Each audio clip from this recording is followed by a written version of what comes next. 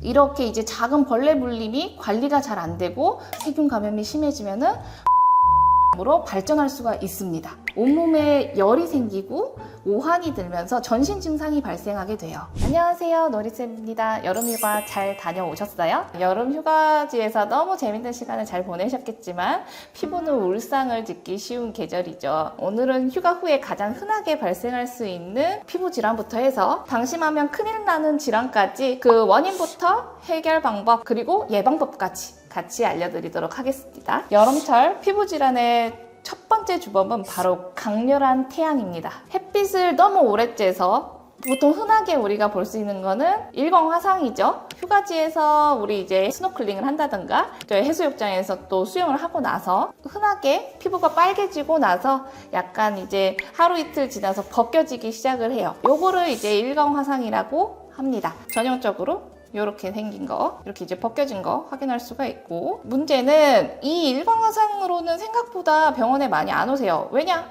보면은 딱 아니까. 내가 여태까지 겪어봤으니까. 그런데 이거는 잘 모르셔서 병원에 오셔서 이거 왜 그런지 모르겠어요 하고 많이 오시는 게 있어요. 사실 이거 알려드리려고 영상을 찍은 건데요. 이거는 타지는 않았는데 휴가지 갔다 오고 나서 팔다리에 두드러기가 올라와요 하면서 많이 오세요. 일반적으로 많이 생긴 데가 목, 팔, 여기 전완부 쪽, 그리고 다리도 우리가 이제 햇빛 노출이 많이 되는 종아리나 허벅지 앞쪽 이쪽으로 해서 이제 증상이 발생을 해서 오시거든요. 여기 준비한 사진에서도 수포처럼 이렇게 올라와 있고, 그 다음에 발적이 동반이 되면서 굉장히 가렵습니다. 그리고 따가운 느낌도 같이 동반이 돼요. 이거는 햇빛 알레르기 증상으로 볼 수가 있어요. 햇빛 알레르기 같은 경우에는 약물에 의해서도 유발이 될 수 있지만 강한 햇빛을 보고 나서 그러고 나서 피부 장벽이 손상된 상태에서 쉽게 발생을 해요. 그래서 휴가 다녀오고 나서 잘 생기는데 문제는 한번 생기고 나면은 우리 피부 장벽이 회복할 때까지는 햇빛을 볼 때마다 반복이 된다는 거예요. 그래서 이 부분에 대해서는 애초에 이제 안 생기게 예방을 하면 너무너무 좋겠죠.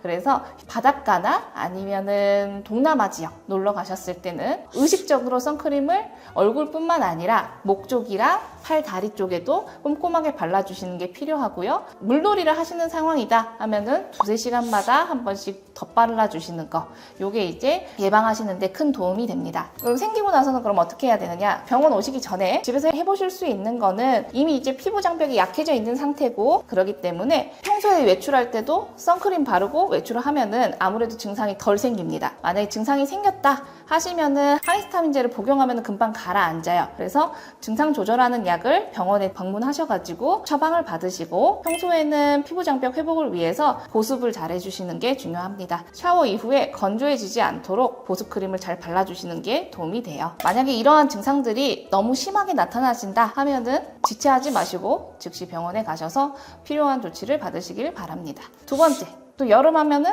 물놀이를 많이 가죠. 물놀이를 하고 나서 또 생길 수 있는 질환들이 많이 있습니다. 물이 원인이 돼서 생길 수 있는 질환은 크게 두 종류로 나눠서 볼 수가 있어요. 첫 번째로는 물에 들어있는 여러 가지 물질들, 성분들, 아니면 이제 수영장에 있는 소독약 성분들, 이런 것 때문에 생기는 접촉성 피부염. 두 번째로는 물을 통해서 감염이 돼서 생기는 감염성 질환들. 이렇게 두 가지로 나눠서 볼 수가 있겠고요. 첫 번째로 먼저 이런 접촉성 피부염 같은 경우에는 수영장에 있는 염소 성분 아니면 바닷물에 있는 염분이 피부를 자극을 해서 붉어지게 하고 그리고 가렵게 만드는 겁니다. 그래서 가장 중요한 것은 물놀이 후에 이러한 성분들이 몸에 남아있지 않도록 즉시 씻어내는 게 가장 좋은 방법이고요. 피부에 남아있는 자극물질들을 깨끗하게 씻어내고 바로 보습을 해주시는 게 중요합니다. 만약 이러한 증상이 생겼을 때는 병원에 방문하셔서 먹는 약과 그 다음에 바르는 약을 도포하면 이제 수일 내로 해서 호전이 될 수 있으니까요. 증상이 좀 오래 간다 싶으시면은 너무 참지 마시고 바로 병원 방문하시는 게 좋습니다. 두 번째로는 물속에 있는 세균과 곰팡이 그리고 바이러스에 의해서 감염되는 경우에 생길 수 있는 질환들이에요. 곰팡이에 감염이 되면은 발에 아니면은 손에나 이런 부위에 무좀이 생길 수가 있어요. 증상은 특징적으로 이제 발가락 사이사이 가렵고 껍질이 벗겨지는 증상, 이런 게 이제 특징적으로 나타나실 수가 있고요. 문항염이나 농가진 같은 경우에는 우리 몸에 있는 미세한 상처로 해서 균이 이제 번식을 해서 생기는 걸로 거기에 이제 진물이 나고 딱지가 생기는 형태로 해서 어린 아이들 같은 경우에는 얼굴 주변에 농가진이 생길 수도 있고요. 보통 성인분들 같은 경우에는 농가진 형태보다는 모낭염 형태로 해서 얼굴 주변에 약간 여드름 올라오는 것처럼 노란 농포가 잡힐 수가 있어요. 보통 이제 얼굴 주변 말고도 팔다리에도 이런 비슷한 증상이 생기는 경우가 있습니다. 결국에는 예방의 핵심은 건조와 청결입니다. 노출이 되고 나서 바로바로 샤워해서 씻어내주고 그러고 나서 그 부위들을 완벽하게 말리고 발가락 사이 같은 경우에는 특히나 더욱더 꼼꼼하게 말려주시는 게 이러한 질환들을 예방하는 데 도움이 되겠습니다. 근데 이러한 병이 생겼다고 해서 너무 걱정하시지 않으셔도 되는 게 병원에 오셔가지고 오줌 같은 경우에는 바른 약으로 쉽게 나을 수 있고요. 그리고 모낭염이나 농가진 같은 경우에도 항생제 연고 정도가 심한 경우에 항생제 이제 복용을 하면서 쉽게 조절할 수가 있으니까요. 알고 계시면 될 것 같아요. 세 번째, 우리가 바다만 놀러 가는 게 아니잖아요. 산으로 놀러 갔을 때 생기는 문제점을 또 생각을 해보면 산에는 모기 외에도 이제 여러 벌레 친구들이 많이 살죠. 캠핑장을 놀러 갔다 아니면 계곡을 놀러 갔다 하고 나서는 벌레 물림으로도 많이 오세요. 벌레가 물렸는데 집에서 좋아지지가 않고 점점 애가 커지는 경우, 그리고 며칠이 지나도 계속 비슷한 상태인 경우 많이 오세요. 이제 이런 경우에는 좀 주의 깊게 봐야 되는 게 이렇게 이제 작은 벌레 물림이 관리가 잘 안 되고 세균 감염이 심해지면은 봉화진염이라는 연조직염으로 발전할 수가 있습니다. 이러한 이제 형태가 되면은 단순히 피부의 증상으로만 끝나는 게 아니라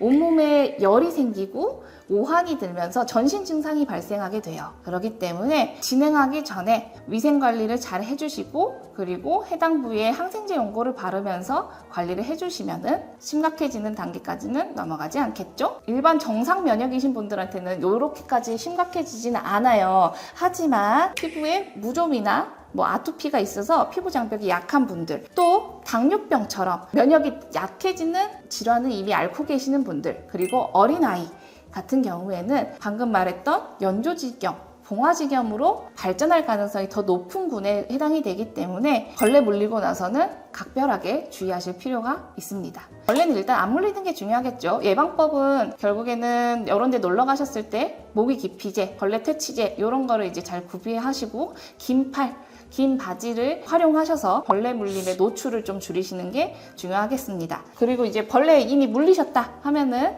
절대 긁지 마시고 해당 부위에 상처가 생기지 않게 깨끗하게 씻어낸 다음에 냉찜질을 해주시는 게 도움이 돼요. 붉은 기운이 점점 더 커지거나 그리고 통증이 점점 더 심해지는 양상으로 된다 하시면은 지체하지 말고 병원에 방문해 주세요. 여기까지 여름철에 흔하게 발생할 수 있는 피부 질환으로 실제로 저희 병원에 진료를 많이 받으러 오는 케이스에 대해서 좀 정리를 해서 알려드려 보았는데요. 오늘 알려드린 내용 잘 기억하셔가지고 작은 피부 문제로 이런 이제 즐거운 휴가를 망치지 않기를 바랍니다. 건강한 피부로 행복하게 여름을 마무리하셨으면 좋겠습니다. 오늘 준비한 내용은 여기까지고요. 만약에 피부에 이상이 있으면 지체하지 말고 병원에 방문하세요. 안녕.